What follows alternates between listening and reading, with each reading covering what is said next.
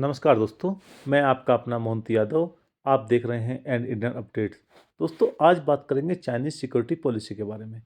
दोस्तों, Chinese security policy के बारे में मैं पहले भी कई एपिसोड बना चुका हूं, जिनका लिंक आप वीडियो के अंत से प्राप्त कर सकते हैं। चाइनीज़ सिक्योरिटी पॉलिसी के बारे में जानने के लिए दोस्तों, अब चलते हैं कोल्ड वार के बाद के वर्षों में। कोल्ड वार के बाद में जहाँ रशिया टूट चुका था, वहीं चाइना एक क्षेत्रीय शक्ति के रूप में जो पहले ही उभर चुका था, अब विश्व शक्ति बनने के सपने देखने लगा था। और यह महसूस किया जाने लगा था कि आने वाले वर्षों में चाइना यूएस की मेरीटाइम सुपरिटी को साउथ ईस्ट एशिया में चैलेंज कर सकता है। और अमेरिका भी समझ चुका था कि उसे आने वाले वर्षों में साउथ ईस्ट एशिया में चाइना के साथ टफ कंपटीशन करना पड़ेगा। इसके चलते साउथ ईस्ट एशिया की स्टेबिलिटी भी डगमगा सकती है। वर्तमान में सीपैक प्रोजेक्ट इसी का एक एक्सटेंशन रूप में देखा जा सकता है। और यह देखा जा सकता है कि दोनों देश साउथ ईस्ट एशिया में अक्सर डायरेक्टली इनडायरेक्टली टकराते रहते हैं। दोस्तों, एक समय था कि दूसरे देश पे कब्जा करने के लिए सेना का इस्तेमाल किया जाता था, लेकिन चाइना ने नई स्ट्रेटेजी अपनाते हुए इकोनॉमिक पावर के दम पे दूसरे देशों को कब्जाना शुरू कर दिया। और सीपैक उसमें एक इम्पोर्टेंट रोल अदा कर रहा है। इसके चलते पाकिस्तान में दिक्कत होने लगी है और ये चाइना की इकोनॉमिक पावर होने का एक सबसे बड़ा सबूत बन के सामने आया है।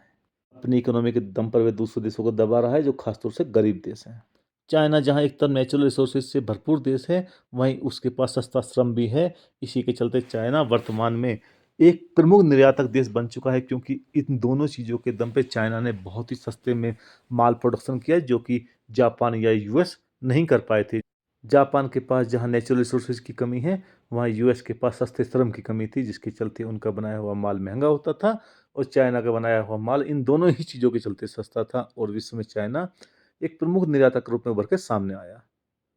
सबसे बड़ी बात यह है कि चाइना अपने एक्सपोर्ट के सामान के बनाने के लिए मिनिमम कच्चा माल आयात करता है, लेकिन दूसरी तरफ चाइना विदेशी तेल की आयात पर पूरी तरह निर्भर रहा, जबकि उसके पास अपने भी ऑयल रिजर्व्स हैं, जो उसने स्ट्रेटेजिकली बचा के रखे हैं। चाइना पहले ही समझ चुका था विश्व पर राज करने के लिए उसे इकोनॉमिक पावर बनना होगा, और उसने इसके लिए अपनी बड़ी पॉपुलेशन का बहुत ही बेहतरीन तरीके से इस्तेमाल किया। पॉपुलेशन के चलते जहां उसे एक तरफ सस्ती लेबर उपलब्ध थी, वहीं अपने ही घर पर विशाल बाजार भी था। वहीं जापान और अमेरिका के पास यह सुविधा नहीं थी। रशिया से अलग चाइना का पूरे इलाके पे कंट्रोल भी था, जबकि रशिया अपने टाइम में अपने ही इलाके पे कंट्रोल नहीं कर पा रहा था। चाइना अपनी इंडस्ट्री को दुश्मन से बचा कर रख सकता था, क्योंकि उसके पास हिंटरलैंड बहुत बड़ा था। जबकि जापान की ज्योग्राफी ऐसी थी कि उसकी इंडस्ट्री अटैक के समय एक्सपोज हो जाती थी, और दुश्मन उस पर आराम से अटैक कर सकता था। चाइना ने स्ट्रेटेजिकली अपनी सारी इंडस्ट्री को अपने बॉर्डर से दूर बसाया, ताकि वे दुश्मन की किसी भी अटैक का सामना कर सके। और उसकी स्ट्रेटेजी इस बात पर थी कि वह अपनी इंडस्ट्री को दुश्मन के सामने कभी भी एक्सपोज नहीं होने देगा। और यह सब माओ का एक थर्ड फ्रंट के नाम से एक सिक्योरिटी स्ट्रेटेजी का प्रमुख प्लान था। सबसे बड़ी बात, चाइना के पास में अमेरिका की तरह बड़ा समुद्री एरिया था, जो कि सेकेंड वर्ल्ड वॉर के समय रशिया के पास ऐसी सुविधा उपलब्ध नहीं थी। समुद्री एरिया तो रशिया के पास भी था, लेकिन रशिया उसका उपयोग करने में सक्षम नहीं था।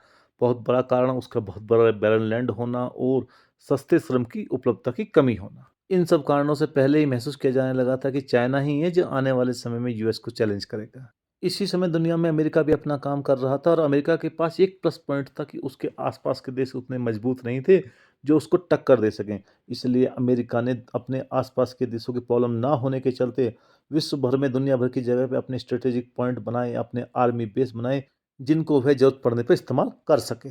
इन्हीं यूएस सब स्टेशन ने यूएस को मिलिट्री सिक्योरिटी प्रदान की, और सेकेंड वर्ल्ड वॉर में भी यूएस ने बड़े पैमाने पर इन मिलिट्री बेसिस का इस्तेमाल किया था।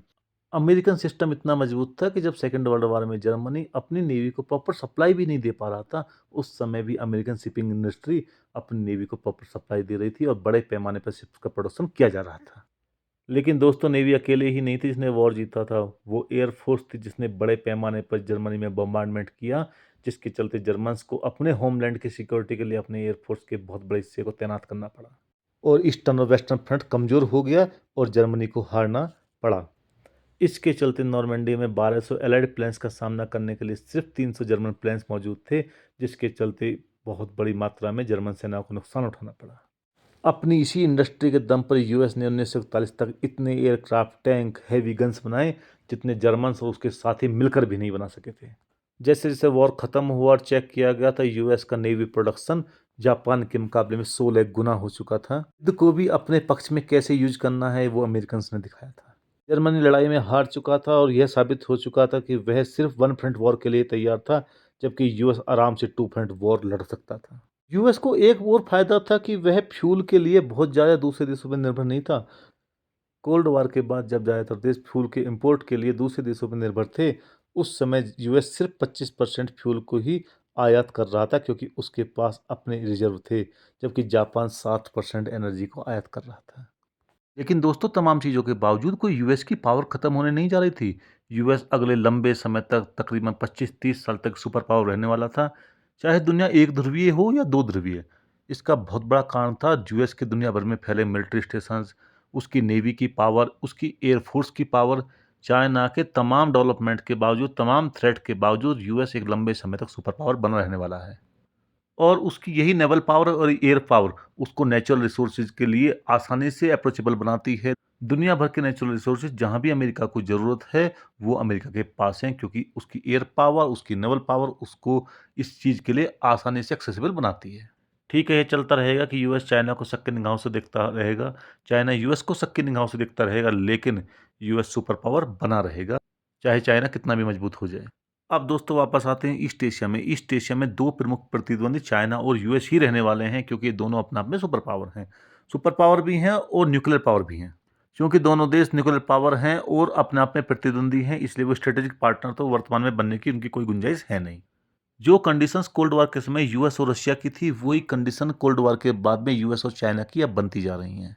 लेकिन सबसे बड़ी बात यह है, एक बहुत बड़ी नेवी पावर, एक बहुत बड़ी लैंड पावर के बीच में हितों का टकराव तो अवश्यंभावी है, क्योंकि यूएस के हित उसकी नेवी के साथ जुड़े हैं, जबकि चाइना के हित भी वहीं पर जुड़े हुए हैं। चाइना के पास भी बहुत बड़ा समुद्री इलाका है और उसको डोमिनेट वो किसी भी कीमत पर करना चाहेगा, और यूएस नहीं चाहेगा उसका एशिया में वर्चस्व घटे। इसलिए दोनों ही देशों के बीच में आगे पीछे टकराव तो चलता ही रहेगा। और संभव है दोनों ही देशों के रिश्ते वहीं पहुंच जाएं जहां पर एक समय रशिया और अमेरिका, यानी कि यूएसएसआर और अमेरिका के रिश्ते थे। लेकिन यहाँ यह सोचना कि वो रशिया और अमेरिका की तरह एकदम से आमने सामने आ जाएंगे, उनके बीच में कोल्ड वार जैसा कुछ शुरू हो जाएगा, या बहुत बड़ी सेना का मूवमेंट आपस में होगा, ऐसी संभावना ना के बराबर है। क्योंकि चाइना कहीं भी यूएस के साथ में अपना बॉर्डर शेयर नहीं करता। बॉर्डर क्या, उसका बहुत दूर तक यूएस के साथ सीधा कनेक्शन ही नहीं है। वहाँ पर सिर्फ इकोनॉमिक हितों का टकराव है, जिनको कि विभिन्न चैनलों के माध्यम से सोल्व किया जा सकता है। इसलिए उनके बीच में कोई सीधा वॉर होने की या बहुत ज़्यादा दिक्कत होने की संभावना ना के बराबर है। लेकिन छोटी-मोटी प्रॉब्लम्स होती रहेंगी, जिससे जो है मसाला मिलता रहेगा, दोनों देश आपस में एक दूसरे के इकोनॉमिक हितों को टकराते रहेंगे, लेकिन सीधा टकराव होने की गुंजाइश ना के बराबर है। लेकिन इतना तो हो ही गया है, कोल्ड वॉर के बाद जिस तरह से दुनिया एक ध्रुवीय हो गई थी, उस दुनिया को कहीं न कहीं चाइना द्विध्रुवीय बना चुका है। और चाइना भी समझ चुका है कि चीज़ों को कंट्रोल करने के लिए उसके लिए बहुत ज़्यादा ज़रूरी है कि वो इकोनॉमिक पावर बने। इसलिए उसने मार्क्सिस्ट थ्योरी को साइड करके पूंजीवाद के रास्ते पे वो चल पड़ा है, और अब वो भी अपनी इकोनॉमी को मजबूत करता जा रहा है। समय के साथ चाइना भी समझ चुका है कि चीज़ों को एकदम से टकराने के हिसाब से नहीं चलना पड़ेगा। इसके लिए उसने अपने नेवी और अपनी एयरफोर्स को भी मजबूत किया है, और सबसे बड़ी बात है, उसने अपने पड़ोसियों के साथ संबंधों को ठीक करने की कोशिश की है। जैसे उसने रशिया के साथ में अपने बॉर्डर को सेट कर लिया है, सेंट्रल एशिया के देशों के साथ भी जहाँ भी उसके डिस्प्यूट थे, उनको ठीक किया है। इवन उसने साउथ कोरिया और नॉर्थ कोरिया के साथ भी अपने संबंधों को मजबूत किया है, और उसने जापान के साथ भी अपने इकोनॉमिक संबंधों को बढ़ावा दिया है। और इतना ही नहीं, चाइनीज लीडर्स ने यूएस के साथ भी संबंधों को नॉर्मल बनाने की पूरी कोशिश की है, क्योंकि वो जानते हैं कि यूएस से टकरा कर बहुत कुछ पाने की हालत में वो भी नहीं है। खैर दोस्तों, आज के एपिसोड को ज़्यादा लंबा न करते हुए मैं इसको यहीं पे समाप्ति की घोषणा करता हूँ। आपसे अनुरोध है कि आप चाइनीज सिक्योरिटी पॉलिसी और चाइना किस तरह से बिहेव करता है जानने के लिए इस एपिसोड के साथ में या इस श्रृंखला के साथ में जुड़े रहें। दोस्तों, यदि आपको एपिसोड पसंद आया है तो आप इसको लाइक और चैनल को सब्सक्राइब जरूर करें। जय हिंद दोस्तों, वंदे मातरम, भारत माता की जय।